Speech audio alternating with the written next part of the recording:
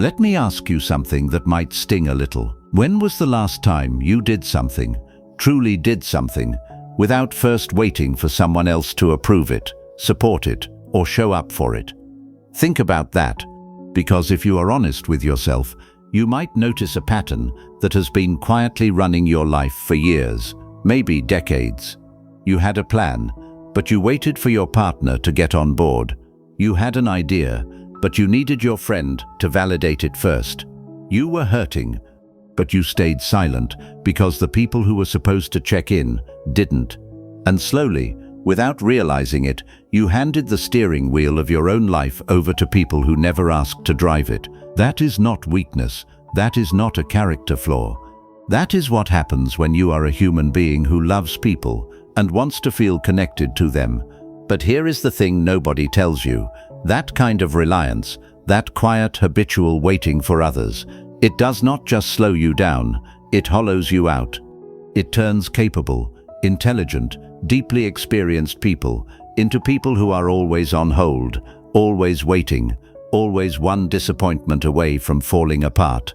And if you are in that place right now, if you have felt the specific ache of being let down by someone you were counting on, or the frustration of watching your life stall because someone else would not move, this video is for you. Here is what this actually looks like in real life. You are in your 50s.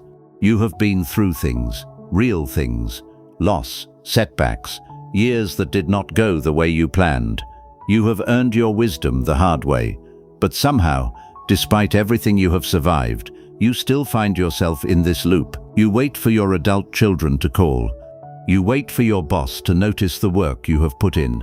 You wait for your partner to finally understand what you need without you having to say it. You wait for a sign, a green light, a little encouragement from someone who matters to you. And while you are waiting, life moves. Not in the direction you wanted, not because of anything dramatic, but because every day you spend waiting for someone else to activate your life is a day you are not activating it yourself. And what makes this so painful, what makes it different from ordinary disappointment, is that you are not a passive person. You never thought of yourself as someone who needed hand-holding. You raised kids, you built things. You showed up for other people when they needed you, often without being asked. So why does it feel like you cannot seem to move without someone else's wind in your sails? Here is the truth that most motivational content will never say to you directly. It is because at some point, something or someone taught you that your effort only counts when it is witnessed, that your value only registers when it is reflected back by another person, that moving forward alone somehow does not count as moving forward at all. And so you learned, maybe slowly, maybe in a relationship that trained you to need permission, maybe in a workplace that conditioned you to seek approval, you learned to outsource your momentum to other people. That is the wound underneath the behavior. Not laziness, not weakness, a learned helplessness that formed in moments where love and approval became attached to compliance, to patience, to waiting. And the Stoics had something very specific to say about this. But before we get there, think about someone you know. Maybe it is you. Maybe it is someone close to you who is brilliant, truly gifted, who has more life experience, more hard-won clarity, more quiet strength than most people half their age, and yet they are stuck. Not because they lack the ability, not because the opportunity is not there, but because they are waiting. Waiting for their ex to finally acknowledge what they put in. Waiting for their family to rally around a decision they have already made in their hearts. Waiting for some external shift to give them internal permission to begin. That person deserves better than a life spent in a waiting room, and so do you. And if this kind of content speaks to you, if you are tired of being handed empty motivation and want real, grounded wisdom that actually respects your intelligence and your experience, hit that subscribe button. We are building something real here, and I want you to be part of it. Because the people who find this channel are not beginners. They are not looking for quick fixes. They are looking for something true, and that is exactly what we are here to deliver. Now, let us go deeper, because the problem is not just that other people have let you down. The problem, the real, uncomfortable, nobody wants to say it problem, is what you do with yourself while you are waiting for them. You shrink, not all at once. Not in a way that is obvious to anyone watching, but in small, almost invisible ways. You begin to make yourself smaller, to accommodate the space between what you need and what you are actually receiving. You stop mentioning the dream because nobody asked about it. You stop pursuing the project because your enthusiasm was not matched.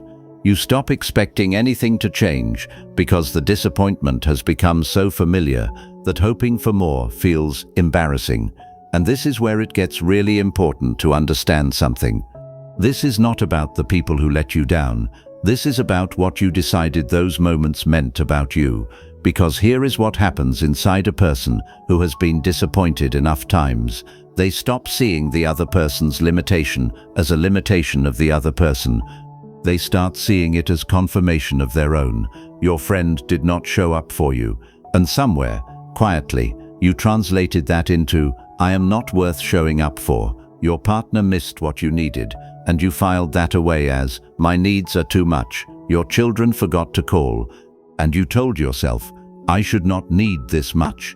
That translation, that inner move from they failed to I am failing, that is where the real damage lives. That is the story that keeps you waiting. Because if the problem is you, if the need itself is the problem, then the solution is to need less, to expect less, to depend less on yourself and more on others filling the void so you do not have to face it. Do you see the trap? In trying to protect yourself from disappointment, you handed even more of your power away. You became less dependent on people in theory, but more dependent on them in practice, because now you needed them to prove you were worth something just to take the next step. That is the loop. And Marcus Aurelius, the man who ran the most powerful empire in the world, while being surrounded by people who constantly failed him, betrayed him, disappointed him, he understood this loop better than almost anyone who has ever lived. He wrote in his private journal, the notes he never intended anyone to see, that the only way to remain unshaken in a world full of unreliable people was not to harden yourself against them. It was not to stop caring. It was not to become cold or disconnected. It was to relocate your foundation, to move the ground you stand on from somewhere outside yourself to somewhere inside. That phrase, relocate your foundation, is not a metaphor for becoming distant. It is not permission to stop loving people. It is not a call to isolation, dressed up in philosophical language. It is something far more precise than that.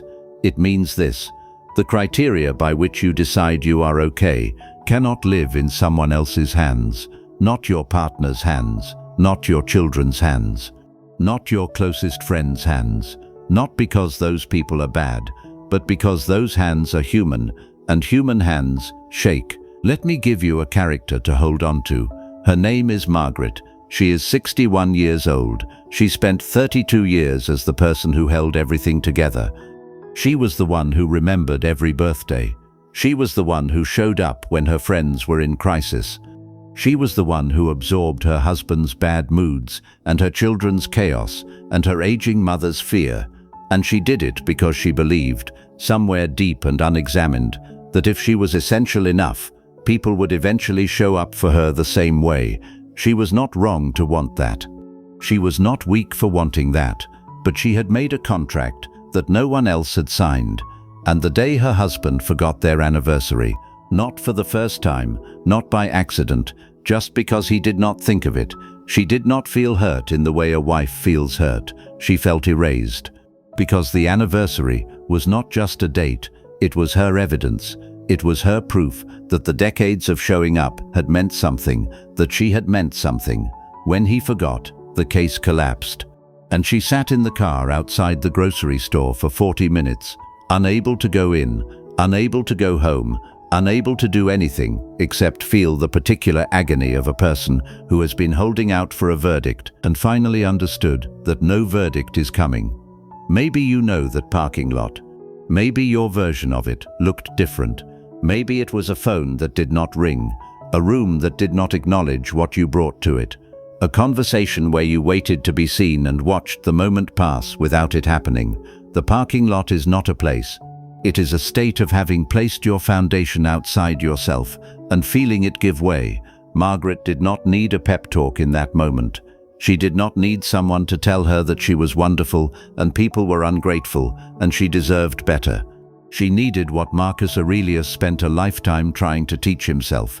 She needed to understand that she had been asking the wrong question. Marcus did not write his journals as a finished philosopher. He wrote them as a man in the middle of a difficult life, arguing with himself, catching himself in patterns he wanted to break, reminding himself of things he kept forgetting. One of those patterns was this. He kept noticing how much of his internal state he had loaned out to other people's behavior. He would decide how the day had gone based on whether the Senate cooperated. He would measure his worth as a leader by whether his generals respected him. He would feel the weight of a campaign in terms of whether the men around him were loyal, and he kept catching himself doing it. And he kept writing the same correction in different ways. He wrote, "You have power over your mind, not outside events. Realize this, and you will find strength."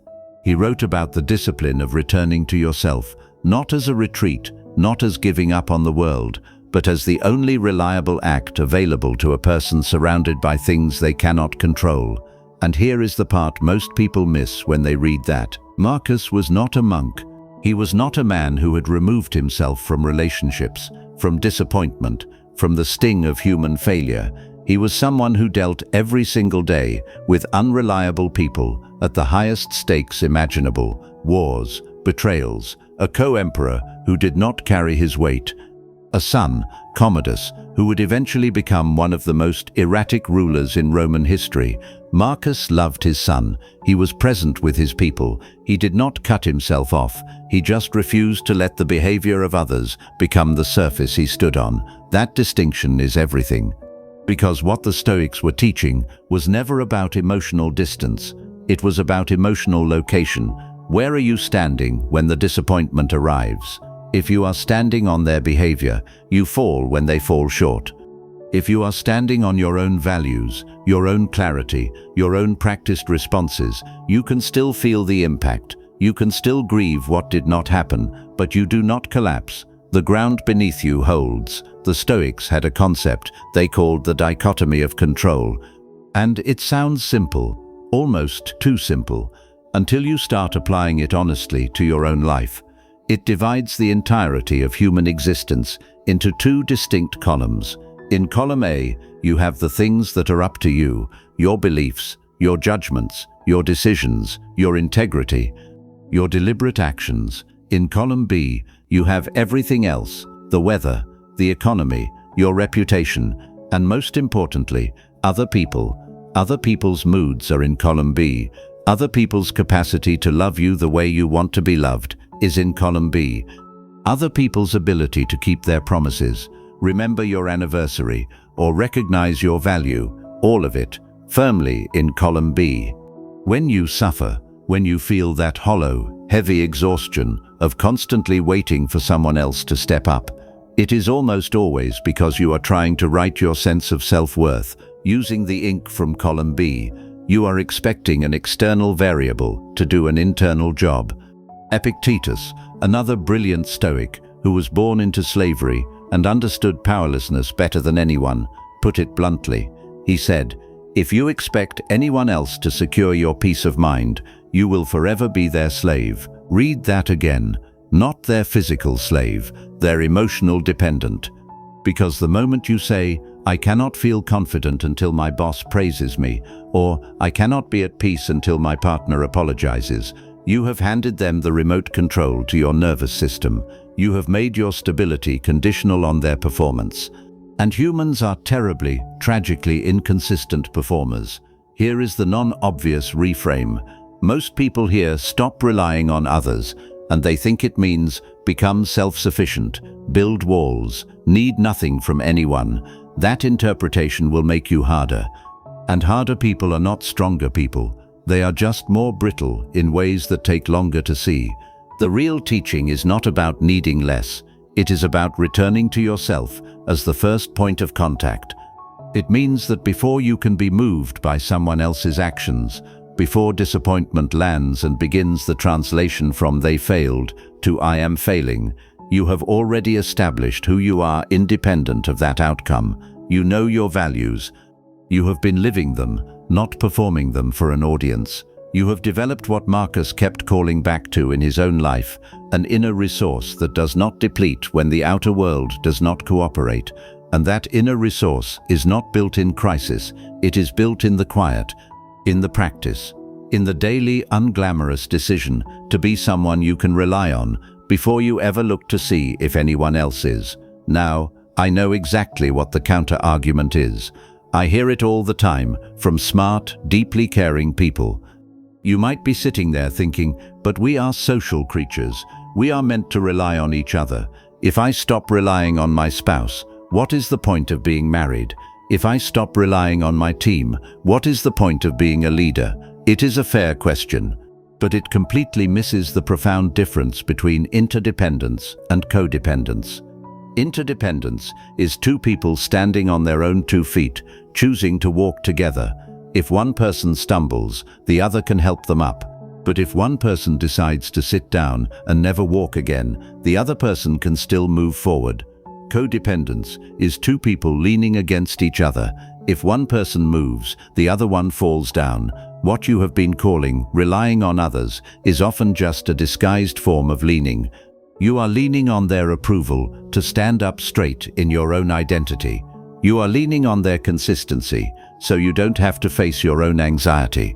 When the Stoics tell you to stop relying on others, they are not telling you to stop loving them. They are telling you to stop leaning on them to support the weight of your own soul. You can still collaborate. You can still ask for help. You can still grieve deeply when someone lets you down. But the core of who you are, your fundamental okayness, remains intact. So here is what you can do today. Not someday. Today. The first thing. Identify the one relationship where you are currently waiting for something, not hoping, waiting, where part of your sense of self is on hold, pending a specific response from a specific person. Name it quietly. You do not need to act on it, just name it, because what you can name, you can examine, and what you can examine no longer runs you in secret. The second thing, ask yourself what you would do, how you would move, what you would decide, what you would feel entitled to, if that response never came, not as a threat, not as a worst-case scenario, as a genuine question about where your foundation is actually located right now. If the answer frightens you, that is useful information. That fear is pointing directly at where your power has been living outside yourself. The third thing, do one thing today that is entirely yours, not performed for anyone, not in service of anyone's reaction. A walk you take, a choice you make, a line you write in a journal that no one else will read. Something that confirms to your own nervous system that you exist independent of being witnessed. Small, quiet, but the beginning of something that compounds. Because self-reliance is not built in one dramatic moment of independence. It is built in the accumulation of small returns to yourself. Every time you come back to your own ground, the ground gets more solid. Every time you choose your values over the verdict of someone else's behavior, you become slightly less available to be destabilized. And slowly, not overnight, but genuinely, the waiting stops. Not because you stopped caring about people, but because you stopped needing them to be the proof. And that is the shift. Not a wall, not coldness, not the decision to stop loving, or stop investing, or stop showing up. The shift is simply this. You stop outsourcing the proof of your own worth to the behavior of other people. You stop making their consistency the condition of your stability. You stop waiting. There are two kinds of people in this stage of life. The first kind has spent decades being genuinely good. Good partner, good parent, good friend, good colleague. They showed up, they gave, they built things. And somewhere along the way, without even fully realizing it, they started keeping a quiet ledger. Not a mean-spirited one, not a manipulative one, just a deeply human one. A running account of what they gave and what they received. And now, in the back half of life, They look at that ledger, and the math doesn't add up. And the gap between what they gave and what came back has become the source of a low, constant ache.